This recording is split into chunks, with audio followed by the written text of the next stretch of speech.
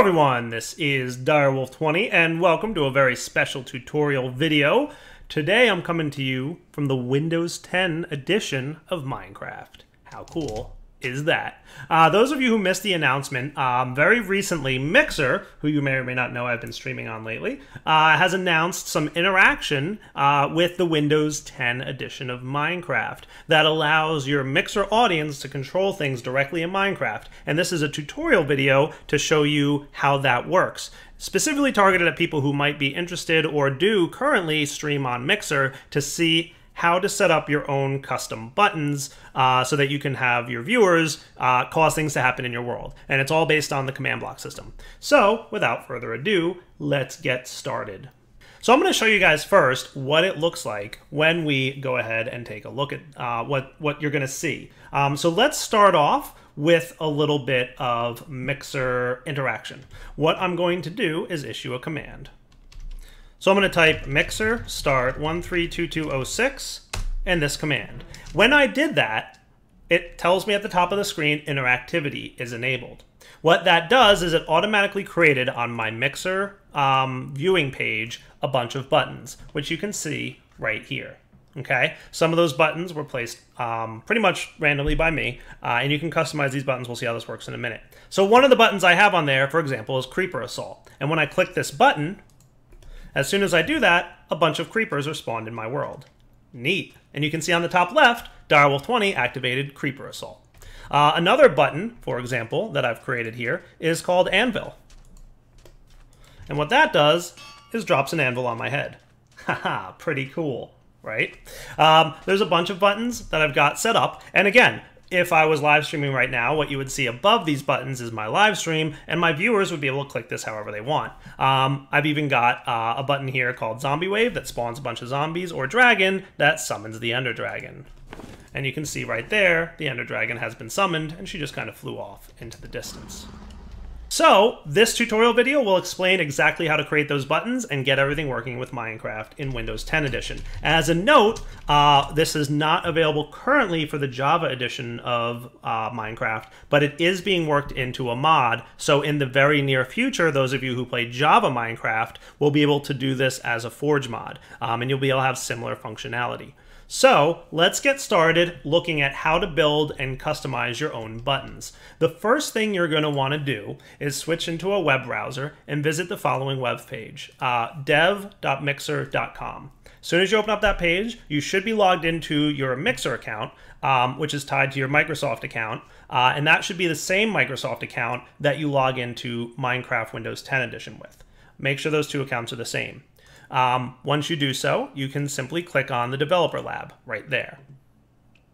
The Developer Lab opens. Any interactive projects that you've built will be listed on the screen. It's very likely you will have none. That's fine. We're going to start from scratch. I'm going to go ahead and add a new project. All you have to do is give it a title. So we're going to call it Demo Minecraft Project and hit Save. You can name it whatever you want. On the Info tab here, you can see a bunch of information. Demo Project Minecraft, Project Game, optional. If you want to, you could specify that, but you don't have to. And you can put some detailed information about what this does. For now, I'm just going to hit Save. We've got a project. The next thing we're going to do is build. We notice when we come up to the build screen, this is where we can define the buttons and where they appear on the grid. So right now, the grid was available underneath my stream. We saw it earlier. This is the representation of how that grid will look, this blue bordered box on this screen. Step one is to define a button, which is called a control, and all we have to do is hit New Control. We'll call it Zombie, and we will hit Make it a button and add.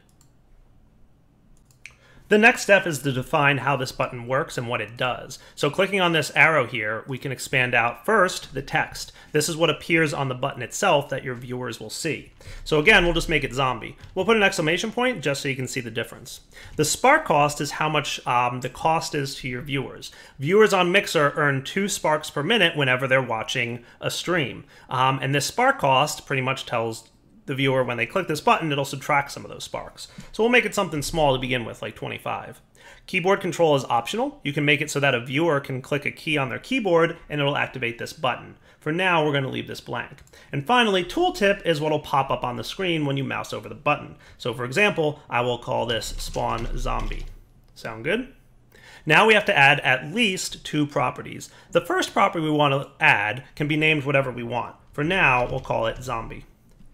The text is the type of data that you want to pass. And in here, we put in the exact Minecraft command that is going to be called when we push this button. So in this case, we want to summon a zombie. So all we do is do summon zombie and hit save. The other property we want to add is called cooldown. And what this is a every time you click a button, there's a period of time that must elapse before that button be clicked again. And this is how you define what that is. So for example, we'll make this 30 seconds. It's going to be a number type instead of a text type. And we will hit save. That's pretty much all we need to do to define our zombie button. Now we're going to drag it onto the grid. When we click on this little arrow here, we can drag our zombie button onto the grid, and we can size it however we want. This grid represents what's going to be shown on the desktop viewers. It's a large grid. Viewers watching on tablets have a medium grid. We'll need to define this separately. This is what the grid looks like for viewers on tablets. Viewers on cell phones watching from their mobile phones have yet a third grid, which is even smaller, so we're going to want to define where that button's going to lie as well. Then we click Save at the top of the screen. We've now defined everything we need to do to have this show up in Minecraft. One final step is to designate who and how can use this little setup that we did. To do that, we click on this arrow up here that says Manage how this project is shared with other people. We can click on it and we'll say anyone with the version ID and code can play. This version ID and share code is what we're going to need in a moment when we go back into Minecraft. We can use this little button here to copy the share code.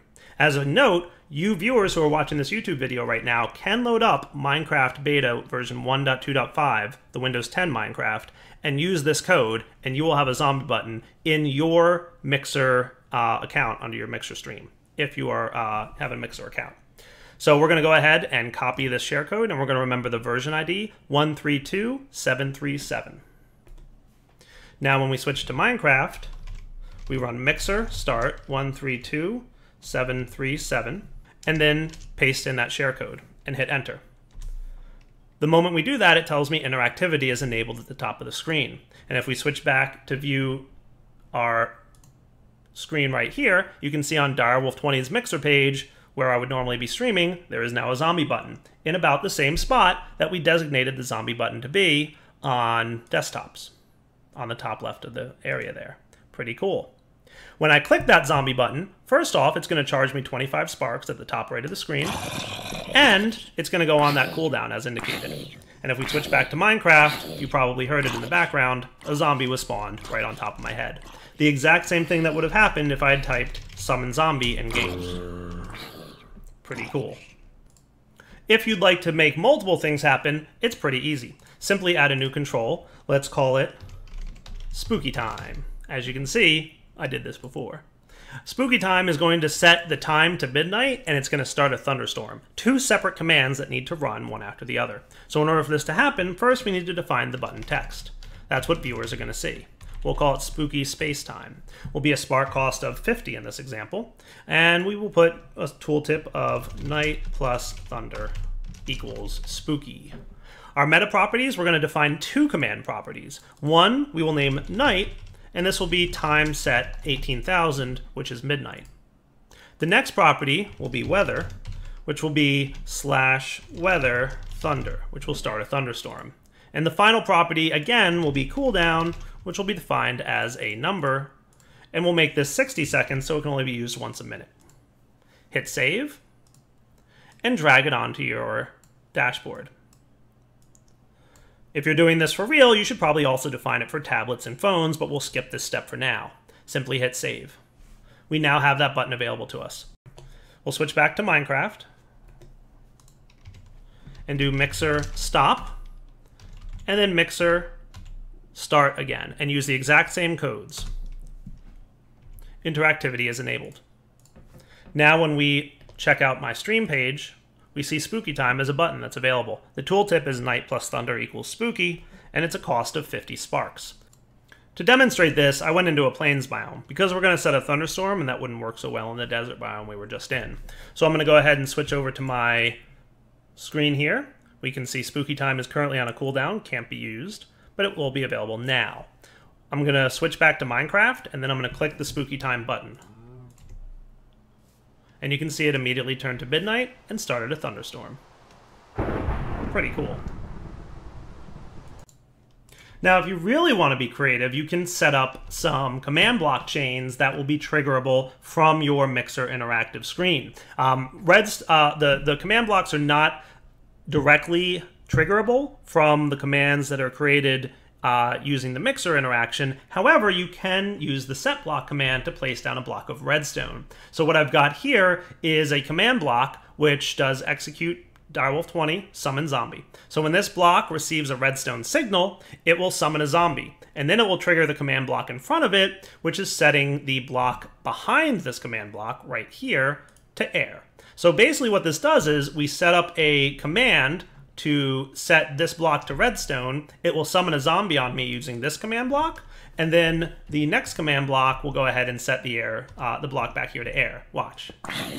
See how it's air again? Pretty cool. So you can use this system to go ahead and trigger command block chains very easily. So an example is shown here. So here is a command block test. Basically what I did is the block command is set block 103.66.134 to be redstone block. What that does back in my Minecraft world is the following. It places a redstone block there. And then, again, the command block output runs, it moves on to the next block, which sets that exact same block back to air, so that when viewers click that button, it will automatically place a redstone block there, triggering the command block sequence. So you can use this to execute any and all command blocks that you wish. As a final note, you can have multiple scenes. A scene is different buttons underneath. So for example, the current scene we are on is the default scene. We can add another scene right here by clicking new scene. All we have to do is give it a name. We'll say scene 2 is the name and hit add. Now scene 2 is pretty much the same as scene 1, but you can define your own set of controls and your own button definitions right here. So I'm going to go ahead and set up a scene that, let's say, just summons a skeleton. So we'll call it skeleton, and we'll hit add. Then we will say skeleton is the button text, 5 spark cost. The property first will be /summon skeleton and save. And we'll set up a cooldown of 15 seconds and save. And we'll put this button right here and save it. Back to Minecraft, first we're going to want to go ahead and start this project again. So let's be ready on this screen. On Minecraft, we will go ahead and start the project, and we can see that it started. By default, it always starts in the default scene. So as you can see, we currently have the default scene up, which is the zombie and spooky time buttons right here. If we switch into Minecraft and issue the command mixer scene 2, which is the name that matches the scene name, and hit enter, it'll switch our scene. And if we switch back to the view of the mixer page, we'll see the skeleton button is there now. And clicking the skeleton button, as you can probably assume, summons a skeleton inside the world. And if we want to switch back to the default scene, we do mixer scene default. And when we look at our streaming screen right here, we'll see that we're back to zombie and spooky time. So that's how you set up custom scenes. It's pretty simple and straightforward. So as you can see, I've got a couple different scenes that I've been playing around with. There's a few here that we did on stream last night where I was demoing how this works. All these are viewable, but not editable by anyone. So for example, I have a bunch of buttons in this one right here. If you'd like to go in there, all you have to do is visit this URL, and you'll immediately see all the buttons, and you'll be able to look at the different commands and how they work. It's pretty cool and pretty straightforward. So for example, the Creeper Assault one that I set up basically spawns 6 creepers all in different locations. Pretty spiffy. So if you want to be able to access this, I will put a link to the different interesting mixer controls that I created last night while streaming. And for now, Direwolf20 signing off. Hope you enjoyed this tutorial and hopefully it helped you. Those of you who stream on Mixer and play Windows 10 version of Minecraft might find this to be pretty cool and fun to play with. For now, take it easy.